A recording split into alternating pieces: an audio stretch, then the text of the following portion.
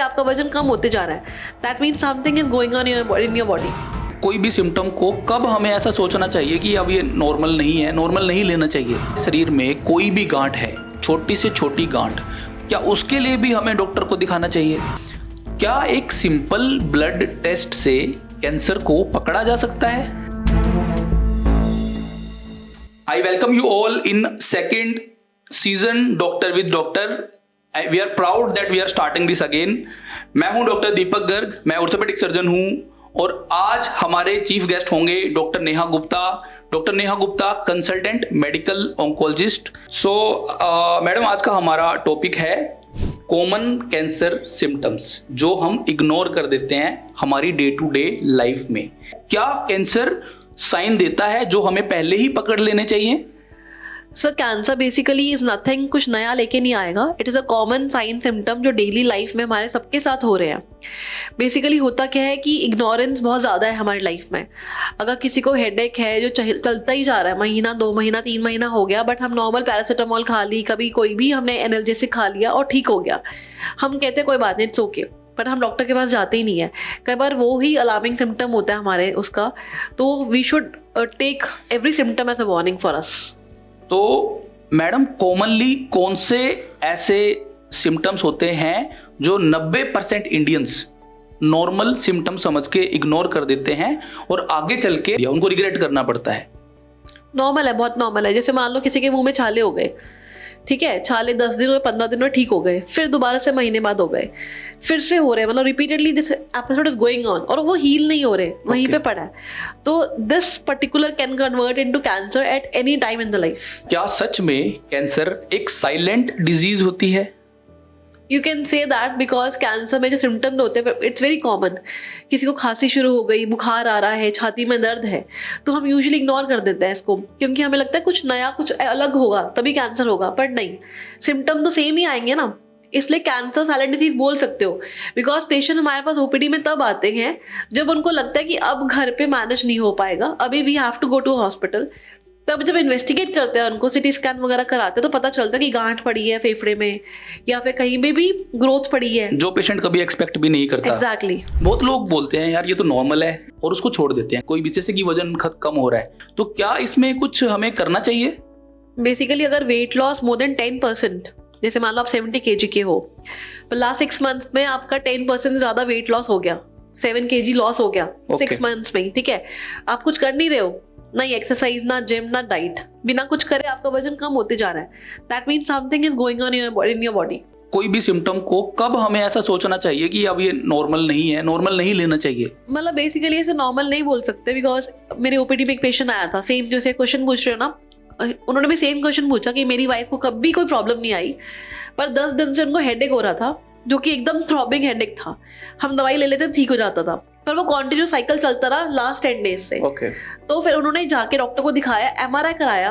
MRI में पीछे बहुत बड़ी सेरिबेलर फोसा में गांठ पड़ी थी, जिसकी वजह से सिम्टम्स आ रहे थे, हेडेक बहुत ज्यादा हो रहा था, जो कि कैंसर की गांठ थी। जो कि कैंसर की गांठ थी, एग्जैक्टली। बहुत सारी ऐसे सिम्टम्स होते हैं मैम जो दिखते नहीं है लेकिन हमें फील होते हैं। बेसिकली वीकनेस, फटीग हो रही है ना, मतलब जो एक होता है नॉर्मल बुखार हुआ, थकावट हो गई, एक होता है वैसे ही बिना कुछ बुखार वगैरह हुए आपको वो रेस्टलेस फील हो रहा है। तो इसका मतलब कुछ तो नॉर्मल चल रहा है ना बॉडी के अंदर, तो आपको एक बार जाके डॉक्टर को दिखा लेना चाहिए अपने। कि पेशेंट को वीकनेस हो रही है, तो इसका कोई ड्यूरेशन भी है कि भाई इतने दिनों तक पेशेंट को लग रहा है कि बहुत कमजोर है, काम नहीं कर रहा? महीना 2 महीना 3 महीना हो गया, अब उनकी नॉर्मल डेली एक्टिविटीज हैम्पर हो रही है।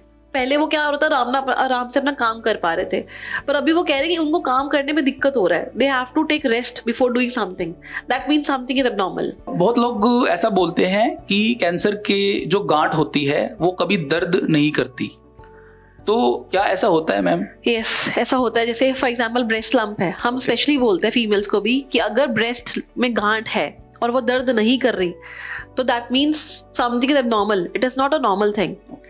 क्योंकि दर्द कब करेगी? जब वो गांठ का साइज बढ़ जाएगा, जब वो इतना ज्यादा बढ़ जाएगा कि आपकी स्किन को इम्पिंज करेगा, तो it will cause pain. Pain होना मतलब है कि एडवांस स्टेज में जा रहा है कैंसर। तो गांठ का साइज भी इसमें मैटर करता है? एग्जैक्टली। कोई भी गांठ हो सकती है कैंसर, बट उसके लिए हमें टेस्ट कराने पड़ेंगे ना। टेस्ट में हमें पता चलता है कि हमें सस्पिशन हो रहा है या नहीं हो रहा है। मैम बहुत सारे लोगों को एसिडिटी होती है, पाइल्स होती है, बहुत लंबे टाइम से कुछ लोगों को खांसी होती है, या कुछ लोगों को लगता है कि यार मेरे को तो शरीर में ना कमजोरी लग रही है बहुत लंबे टाइम से। क्या ये कॉमन लाइफ के सिम्टम्स जो डे टू डे लाइफ में होते हैं, क्या ये भी आगे चल के कैंसर में बदल हो सकते हैं? सकते हैं। It is a normal common sign and symptoms. अच्छा, तो we should investigate every symptom and sign in our body. Ma'am आपके एक्सपीरियंस में जब कोई पेशेंट आपके पास लेट स्टेज में पहुंचता है तो कौन सा ऐसा सिम्टम आपको लगता है कि वो सबसे ज्यादा इग्नोर किया होता है उन्होंने? ऐसा कोई सिम्टम होता नहीं है, बिकॉज यूजुअली हमारे पास पेशेंट ऐसे भी आते हैं जो बेचारे नॉर्मल हेडेक था, वीकनेस थी, पेट दर्द था, सिटी स्कैन कराया, सिटी स्कैन में पता चला कि बीमारी फैल के चौथी स्टेज में चली गई है। देन दे आस्क क्वेश्चंस कि मैम हमें तो कोई दिक्कत ही नहीं थी, एकदम से कैसे स्टेज 4 हो गया। तो this is very difficult to say कि कोई सिम्टम आएगा जो हमें बताएगा कि ये स्टेज 4 है और ये स्टेज 1 है। ये तो पेशेंट के लिए बहुत शॉकिंग भी हो जाता इट है इज वेरी वेरी शॉकिंग और फैमिली के लिए भी बहुत मुश्किल for situation us also, because we have to explain the patient ना कि आपका स्टेज 4 है, ट्रीटमेंट ये होगा, इसमें रिस्पॉन्स रेट्स इतने होंगे हमारे पास। तो हमारे लिए भी डिप्रेसिंग होता है वो पेशेंट को बताना। पेशेंट की फैमिली के लिए भी बहुत मुश्किल सिचुएशन Exactly. है। मैं भी कई बार इसको फेस कर चुका हूँ। मैम आज के टाइम पे बहुत यंग लोगों में 20 साल की उम्र में, 30 साल की उम्र में कैंसर का इंसिडेंस बढ़ रहा है। क्या इसका कारण इग्नोर करना है, सिम्टम्स को इग्नोर करना है, इट इज या नॉट कोई? Symptom ignorance, it is basically lifestyle. Okay, पहले ज्यादा मेहनत करते थे, ज्यादा अभी आजकल सेडेंटरी लाइफस्टाइल हो गया है, सब लोग बैठे रहते हैं, राइट। पहले फिजिकल एक्टिविटी ज्यादा था। दूसरा है अभी आजकल हम वेस्टर्नाइज स्टाइल में चले गए हैं।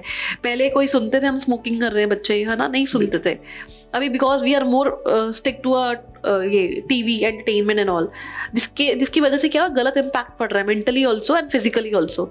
These things are leading towards all these lifestyle dietary habits, lifestyles, जैसे कि स्मोकिंग करना, exactly अल्कोहल का भी बढ़ गया है, तो अल्कोहल से भी कैंसर का रिस्क बढ़ता है मैम? exactly बढ़ता है, but tobacco is more dangerous than alcohol। Okay, bidi cigarette पीना, आजकल कॉलेज में बच्चे बहुत छोटे छोटे 12वीं क्लास के बाद से ही स्मोकिंग पीयर स्टार्ट कर प्रेशर देते की हैं। वजह से they start smoking, that is the main risk which is तो increasing। अगर मान लो कोई एज में लेट स्टार्ट करता है, जैसे कि 40-50 उम्र में स्टार्ट करता है स्मोकिंग, और बच्चे अगर जल्दी स्टार्ट करते हैं, Obviously, उसका इम्पैक्ट ज्यादा जल्दी कैंसर हो risk जाएगा। of cancer will be increasing ना, आपकी बॉडी को number of years Okay. Exposure तो ज्यादा हो गया ना।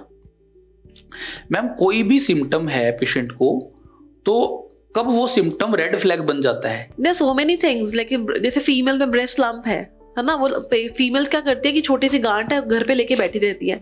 वो गांठ इतनी बढ़ जाती है कि उनकी पूरी स्किन अल्सरेट में कन्वर्ट हो जाती है कि पूरे लाल अल्सर बन जाता है। फिर वो आते हैं कि अब तो जाना ही पड़ेगा डॉक्टर के पास, अगर अब नहीं गए तो फिर मुश्किल है। ठीक है, यहाँ पेशेंट का वेट लॉस इतना ज्यादा हो गया कि पेशेंट अपने बेड से नहीं उठ पा रहा। इन सब सिचुएशंस में it's a red flag obviously. Ma'am बहुत सारे पेशेंट ऐसा सोचते हैं कि अगर कैंसर होता तो बहुत दर्द होता। अर्ली स्टेज में अगर कैंसर होगा तो obviously it will be painless ना। अगर एडवांस स्टेज हो जाएगा तो ये सोचना गलत है लोगों का। ये सोचना गलत है कि ज्यादा दर्द होगा, ज्यादा दर्द नहीं हो सकता है, हो कोई भी सकता है दर्द ना सिम्टम भी है, हो। कोई भी साइन है, प्लीज गो टू डॉक्टर, क्या पता नॉर्मली हो।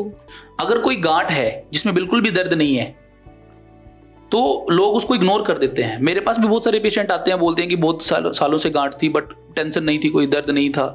तो कितने चांस है मैम कि वो गांठ अगर है और इग्नोर कर रहे हैं पेशेंट, बाद में चल के पता चल सकता है कि वो कैंसर है?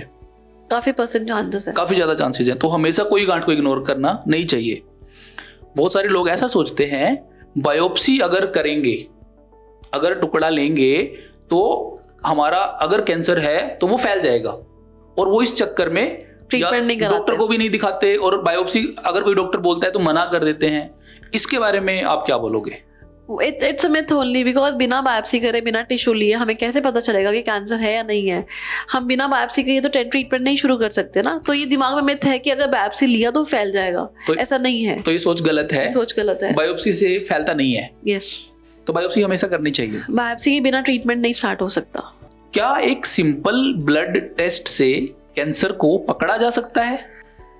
नहीं, this is also wrong because many people are commenting on that in YouTube also, on Facebook also, कि नॉर्मल ब्लड टेस्ट करा लो, जो ट्यूमर मार्कर्स होते हैं CA-125, CA-19.9, इससे हमें पता चल जाएगा कैंसर है नहीं है। This is wrong, क्योंकि these markers are not used in screening normal patients में नहीं कराते मतलब हैं। ये एडवांस स्टेज में बढ़ेंगे? नहीं, एडवांस स्टेज वाली बात नहीं है। बिना कुछ हुए, बिना कोई सिम्टम नहीं है, हमें कैसे पता ओवेरियन का मार्कर है या पैंक्रियास है या कुछ है? ऐसे थोड़ा कोई भी ब्लड टेस्ट करा लो। ओके। तो ब्लड टेस्ट से नहीं पता चलता कोई कैंसर है या नहीं है बेसिकली। किसी को मैम हार्ट बर्न या एसिडिटी की प्रॉब्लम बहुत लंबे टाइम से चल रही है, क्या उसको स्क्रीनिंग करानी चाहिए? करानी चाहिए डेफिनेटली, बिकॉज हार्टबर्न क्या होता है, जब भी हमारा एसिड बनता है, रिफ्लक्स होता है, बार बार क्या होता है, हमारा एसिड वहीं घूम रहा है फूड पाइप में, तो वहाँ पे कन्वर्जन हो जाता है। हमारी जो लाइनिंग होती है ना, मिकोजा होती है फूड पाइप की, वो चेंज हो जाती है और धीरे धीरे वो स्टेजेस वाइज चेंज होती है। पहले वो नॉर्मल होता है, फिर डिस्प्लेजिया हो जाता है, वो धीरे धीरे कन्वर्ट कैंसर में हो जाता है। तो this is very very important. अगर किसी को इतनी ज़्यादा एसिड बर्न हो रहा है तो kindly go for upper GI endoscopy to rule out कि कैंसर तो नहीं है, इरोजन तो नहीं है, कोई और इन्फेक्शन तो नहीं है।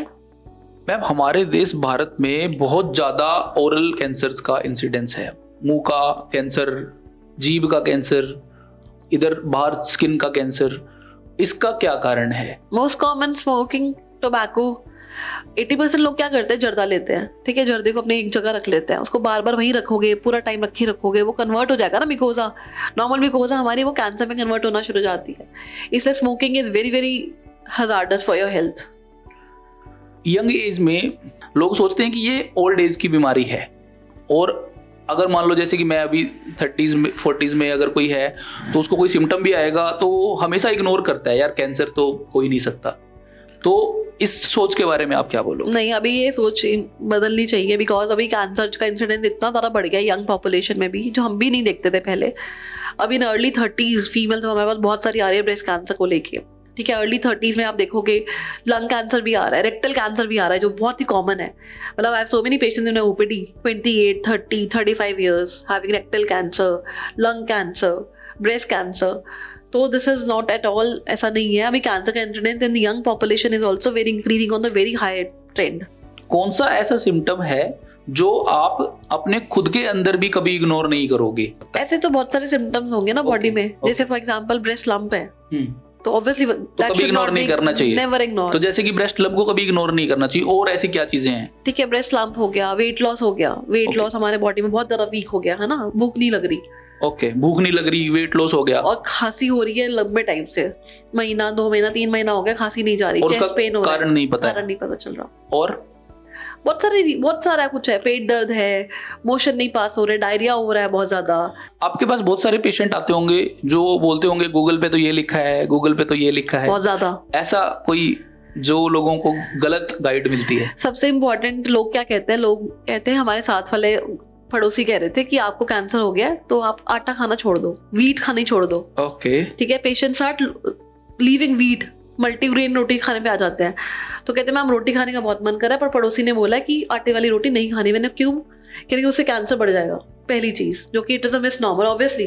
किसने बोला कनक से कैंसर बढ़ेगा? नहीं पता ना, वी हैव नो स्टडीज। दूसरा, लोग शुगर कट डाउन कर देते हैं, उनको लगता है मीठा जो है ना, वो कैंसर जो सेल्स होते हैं वो बैक्टीरिया की तरह है, मीठे को अट्रैक्ट करेंगे और कैंसर बढ़ा देंगे। This is a myth. कहाँ लिखा है? ये मैंने भी सुना है, लोग बहुत बोलते हैं कि मीठा खाने से कैंसर होता है। एग्जैक्टली नहीं यार, मीठा बस लिमिट में खाओ, बिकॉज ऑब्वियसली मीठा खाने से ओबेसिटी बढ़ेगा, नुकसान हो सकते हैं, बिल्कुल। बट दिस इज नथिंग कि कैंसर बढ़ जाएगा। तो आप मीठा अपने नॉर्मल उसमें कंट्रोल में खा सकते हो, आटा खाओ, रोटी खाओ प्लीज, एंड नॉर्मल अपना नॉर्मल डाइट खाना है। ऐसा कुछ नहीं, कुछ एक्स्ट्रा ऑर्डिनरी नहीं करना है अपनी लाइफ में, बस घर का खाना खाना है आपको। और भी कोई ऐसी बातें जो पेशेंट बोलते हैं, क्योंकि ये बहुत ज्यादा इंपॉर्टेंट बातें हैं, अगर ये लोगों को पता चलेंगी तो मन से बहम निकलेंगे।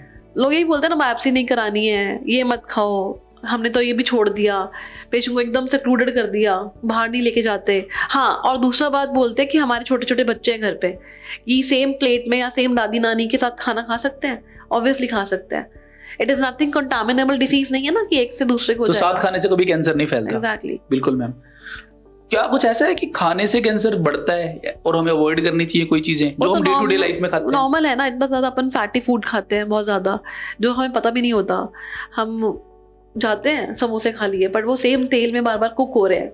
Okay, that is also factor ना। पकोड़े, फैटी फूड बेसिकली ना, जो हम जो बार बार एक ही तेल में तला जाता है। हाँ, उससे क्या होता है, हमारा अंदर सारा मैकेनिज्म। तो बाहर जो हम कहीं मार्केट में जाते हैं वो तो सुबह तेल डालते हैं, रात तक उसी तेल में समोसे बनते हैं या पकोड़े बनते हैं। Obviously that is also factor ना। ओके, वो कैंसर का कारण बन सकता है। Fatty food, obesity, okay, lack of physical activity, sedentary lifestyle, और फाइबर्स नहीं ले रहे हैं, फ्रूट्स नहीं ले रहे, वेजिटेबल्स नहीं ले रहे तो हैं। सलाद डेली खाना चाहिए, खीरा टमाटर। अच्छा, कौन सा ऐसा कैंसर है जो अगर पकड़ में आ जाए जिसका इलाज बड़ा फास्ट हो जाता है? हाँ, ऐसे 2-3 कैंसर्स हैं जिसे हम बोलते हैं which are bread and butter Okay. For a medical oncologist. First is lymphomas. Okay, जैसे लिम्फोमा था बेसिकली ब्लड कैंसर ओनली, ठीक बट अगर लिम्फोमा अर्ली स्टेज में पता चल जाए, स्टेज 2 स्टेज 3, ठीक है, लिम्फोमा था लाइक दैट कि पेशेंट को 1 साइकिल कीमो लगा तो उसके मल्टीपल लिम्फ नोड्स होता है उसमें, है ना। 1 साइकिल कीमो के बाद पेशेंट नेक्स्ट टाइम आता है, मैम बोलता है मैम मेरे को लिम्फ नोड्स नहीं है, पिघल गए सारे। वो सारे पिघल गए। ओके, या बहुत ज्यादा पेट दर्द था, 1 साइकिल लगाया, पेट दर्द नेक्स्ट साइकिल में है ही नहीं, गायब हो गया, ठीक है। ठीक है। और आफ्टर 4 साइकिल्स हम क्या करते हैं, पेट स्कैन कराते हैं। पेट स्कैन में 90% पेशेंट को CR मिलता है, कंप्लीट रिस्पॉन्स, कहीं कोई गांठ नहीं, नॉर्मल। पेशेंट सबसे ज्यादा सेटिस्फाइड उस बीमारी में हमें दिखता है, मतलब my patients are very happy after the PET scan reports, because lymphoma में पेशेंट को कंप्लीट रिस्पॉन्स, मतलब एक अनपढ़ बंदे को भी, इलिटरेट बंदे को भी ये तो पढ़ना आता है ना, no disease is there, no residual disease, तो वो खुश हो जाता है, मैम बीमारी नहीं है, बीमारी चली गई। तो दैट इज वन। दूसरा है जर्म सेल ट्यूमर्स, ओके, जो कि मेल्स में होता है, it depends on different age, किसी भी एज ग्रुप में हो सकता है। ओके, जर्म सेल ट्यूमर्स में 95% क्योर रेट है अगर पेशेंट स्टेज 1 में आ जाए। Okay, that is a very huge, क्योंकि तो germ cell patient tumours usually stage 1 में आ जाते हैं, आ जाते हैं, बिकॉज उसमें क्या टेस्टिस में वो स्वेलिंग फील होगा Okay. मेल्स में ना, तो ठीक है। मेल्स को ड्रैगिंग सेंसेशन फील Okay, होगा, तो okay, वो आ जाते हैं ठीक है। यूजुअली। ओके, और ये ऐसी चीज है जो लॉन्ग फॉलो अप चलते रहते हैं, 10 ठीक। साल 15 साल 20 साल पेशेंट ठीक रहते हैं। ओके, और थर्ड इज ब्रेस्ट कैंसर। आज के टाइम पे ब्रेस्ट कैंसर में इतना एडवांस ट्रीटमेंट आ चुका है, अगर स्टेज 1 स्टेज 2 में है पेशेंट, पकड़ा जाता है जल्दी हमारे पास, तो we have a longer follow ups. आपने ब्रेस्ट कैंसर का नाम इस लिस्ट में डाल के बहुत बड़ी एक अचीवमेंट बताई है हमारी साइंस की, क्योंकि breast cancer is very common in our society. Yes, अगर ब्रेस्ट कैंसर का इलाज और ट्रीटमेंट का प्रोग्नोसिस इतना अच्छा है तो ये बहुत अच्छी बात है। We have no so many advance treatment coming up ना इन ब्रेस्ट कैंसर। अभी वो वाला डर नहीं रहा पहले वाला। कौन सा ऐसा कैंसर है अगर हम उसको इग्नोर करें तो बहुत फास्ट और बहुत तेजी से फैलता है? ऐसा कोई, you can take particular name, Okay. There so many cancers ना, तो अल्टीमेटली इग्नोर ही नहीं करना चाहिए इग्नोर ही किसी नहीं को। करना चाहिए। एग्जैक्टली। तो मैम आपको अगर किसी अभी लोगों को मैसेज देना है कि कैंसर के साइंस जो हमें इग्नोर नहीं करने चाहिए और कैंसर को बचने के लिए कैंसर से हमें क्या करना चाहिए, तो बस ब्रीफ अपनी में basically spend 5 minutes on your health. रोज अपने बारे में सोचो कि मुझे कुछ एबनॉर्मल लग रहा है बॉडी में अपनी, जो नॉर्मल नहीं, नॉर्मली ठीक लग रहा था पर आज कुछ एबनॉर्मल लग रहा है और वो रिपीटेडली हो रहा है, तो कुछ नहीं है, 10 मिनट लगेंगे, डॉक्टर को जाओ, दिखाओ, ओपीडी में टेस्ट कराना अच्छी बात है ना, टेस्ट से पता चलेगा नॉर्मल है कि एबनॉर्मल है। अगर नॉर्मल है तो बहुत अच्छी बात है, you will be free from cancer and all. अगर एबनॉर्मल है तो तुरंत आपको सारा टेस्ट करा के पता चल जाएगा कि क्या एबनॉर्मेलिटी है। इसलिए प्लीज कैंसर से डरे नहीं, कैंसर के नाम से नहीं डरे। कोई भी दिक्कत आता है, visit your doctor is there to help you and guide you how to proceed further. So this is the message from my side. तो जैसे और बीमारियां हैं, जैसे डायबिटीज हो गई, जैसे हाइपरटेंशन हो गई, या फिर कोई भी और बीमारी है, वैसे ही कैंसर भी एक बीमारी है एग्जैक्टली, जिसका पूरा इलाज है। अगर हम करवाते हैं तो बहुत अच्छा हो सकता है। यस एग्जैक्टली, बस हमें इलाज पूरा करवाना इलाज चाहिए। पूरा कराना चाहिए। Thank you ma'am, thank you very much for coming to our studio and guiding our audience for the cancer awareness. Thank you very much. Thank you sir. Thank you very much for watching this episode. हमारे ये episode को और सुनने के लिए और ऐसे episode बनाने के लिए हमें कमेंट में ज़रूर बताएं कि हम किन टॉपिक्स पे और वीडियो बना सकते हैं। जो कैंसर से रिलेटेड टॉपिक आप बताएंगे, डेफिनेटली हम ट्राई करेंगे कि उन पे एक पूरी वीडियो बनाएं और आपकी जो भी डाउट्स हैं उनको क्लियर करें। ऐसी वीडियोज़ को देखने के लिए हमारे चैनल को लाइक, शेयर एंड सब्सक्राइब करें। Thank you.